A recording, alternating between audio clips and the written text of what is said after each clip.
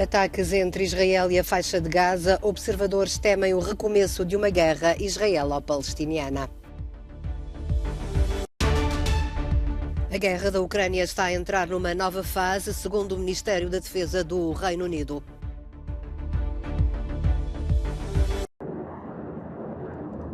A tensão volta a subir entre Israel e a faixa de Gaza. As sirenes voltaram a soar em Tel Aviv este sábado por causa dos rockets lançados pela Jihad Islâmica a partir de Gaza.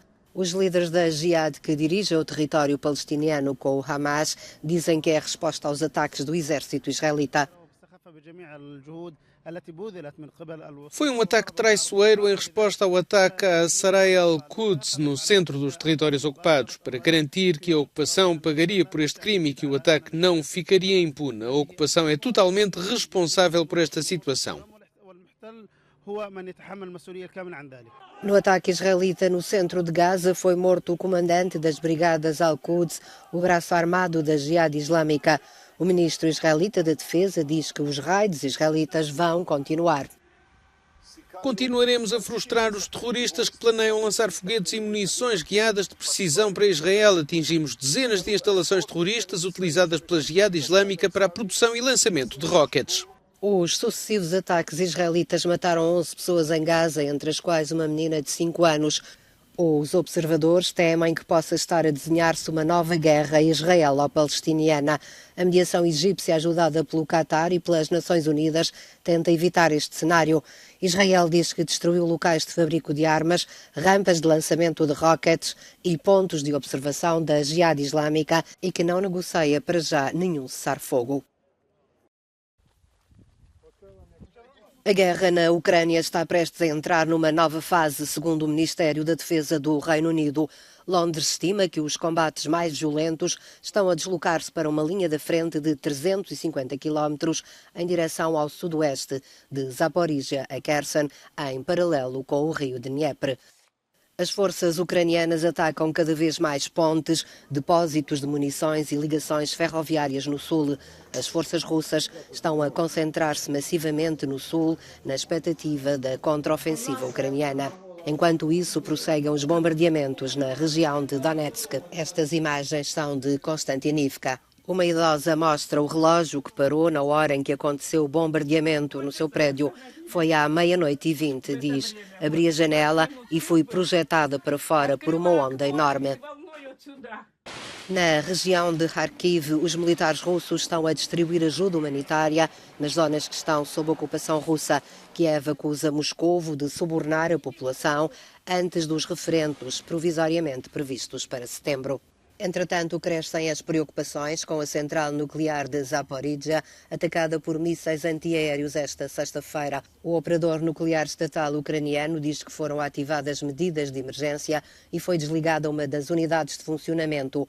Russos e ucranianos acusam-se mutuamente deste ataque. Apesar da guerra e mesmo se a idade já não permite muitos esforços, são muitos os séniores do leste da Ucrânia que não têm medo de percorrer todos os dias as estradas da região e as ruas das localidades, usando o meio de transporte que sempre usaram, a bicicleta. Alexandre, antigo mineiro, diz que não tem outra hipótese para se deslocar, com o preço a questão, os combustíveis. Em cidades como Kramatorsk, perto de Donetsk, os habitantes parecem resignados com a atual situação. Volodymyr, reformado, diz que se acontecer alguma coisa prefere morrer do que ficar inválido para o resto da vida.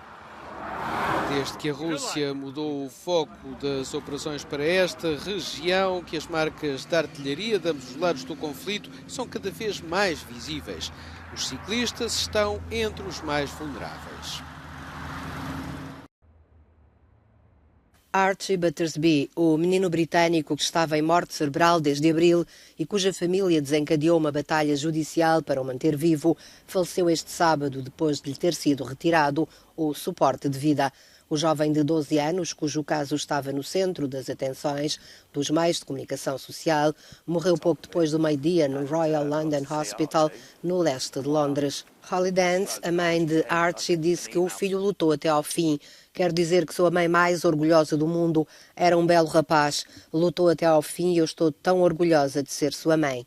Archie estava em morte cerebral desde 7 de abril, quando foi encontrado inconsciente em casa, com uma corda amarrada à volta da cabeça, e pensa-se que possa ter sofrido um acidente enquanto participava num desafio viral nas redes sociais. Para além dos tribunais britânicos, a família chegou a recorrer também ao Tribunal Europeu dos Direitos do Homem.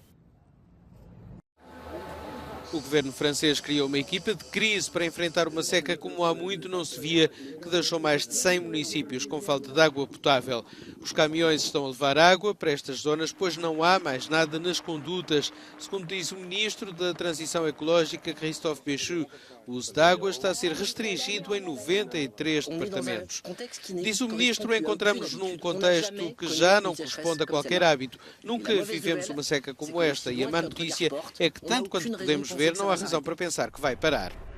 Até as folhas das árvores mudaram de cor por culpa do calor no Parque Puy de Chaumont, em Paris. A onda de calor que assola o país desde junho fez com que árvores e arbustos tenham perdido as folhas mais cedo, criando uma cena que parece outonal. Em Roma, residentes e turistas tentam arrefecer-se nas muitas fontes espalhadas pela cidade. 16 cidades italianas, incluindo destinos turísticos como Roma, Florença ou Palermo, foram colocadas em alerta vermelho, com as temperaturas a ultrapassar 40 graus. Nos Países Baixos, o ministro das Infraestruturas apelou aos cidadãos para demorarem menos tempo no banho, não lavarem os carros e não regarem o jardim. Os proprietários de barcos domésticos no Reno estão a enfrentar um problema crescente devido ao aumento das temperaturas. Os barcos agora estão em terreno seco no Reno. Na Roménia, a seca causou grandes problemas no Danúbio. Na zona de Calafate, o rio caiu tanto que as ilhas de areia vieram à superfície. Os níveis do Danúbio estão em mínimos históricos. Conhecido por alimentar polémicas, notícias falsas e teorias da conspiração, Alex Jones, o dono e animador do site Infowars, foi condenado a pagar uma indemnização de quase 50 milhões de dólares à família de uma das vítimas mortais do tiroteio de Sandy Hook, no Texas. Jones tinha alegado que o massacre foi uma mentira orquestrada pelo governo norte-americano. A beluga, que se encontra no rio Sena, a cerca de 70 km de Paris, vai receber vitaminas para retomar o apetite. O cetáceo de 4 metros não se tem alimentado. As autoridades ainda não decidiram se vão abrir as comportas para o deixar seguir para o mar ou mantê-lo onde está até ganhar forças. A condição física do animal é preocupante.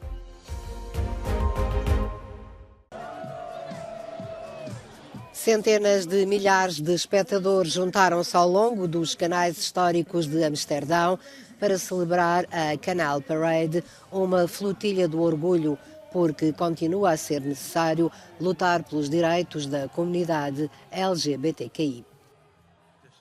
Ainda é necessário, basta olhar para os incidentes deste ano, incluindo em Amsterdão. As pessoas são recusadas por causa da aparência. Nos restaurantes dizem-lhes que a cozinha está fechada, não se pode comer, enquanto outras pessoas estão a ser servidas. Portanto, sim, ainda é necessário, mesmo em Amsterdão. Não só aqui, também noutros lugares da Holanda. Sim, o orgulho é muito necessário. No desfile pelos canais participaram 80 barcos coloridos e decorados, com centenas de pessoas a cantar e a agitar bandeiras arco-íris, balões e guarda-chuvas. Este desfile foi o ponto alto da 25ª edição do evento Pride, que decorre durante 9 dias em Amsterdão. Em Edimburgo, por estes dias, o teatro está em todo o lado, nas ruas, nas salas e por onde quer que passem as multidões que vão à capital da Escócia assistir a 2 dos mais importantes festivais de artes performativas do mundo. O Festival Internacional de Edimburgo está de regresso, com espetáculos em salas pela primeira vez desde a pandemia, enquanto o festival paralelo, o Fringe Festival, traz mais de 3.000 produções à cidade. Esta atriz diz que foi preciso angariar muito dinheiro para levar o espetáculo até Edimburgo. Isso é uma luta permanente. A cidade poderia fazer mais para apoiar os artistas. Já este ator diz que o grande desafio é criar alojamento, porque os espetáculos precisam de público. Quando se monta uma produção que vende poucos bilhetes, isso pode significar perder bastante dinheiro.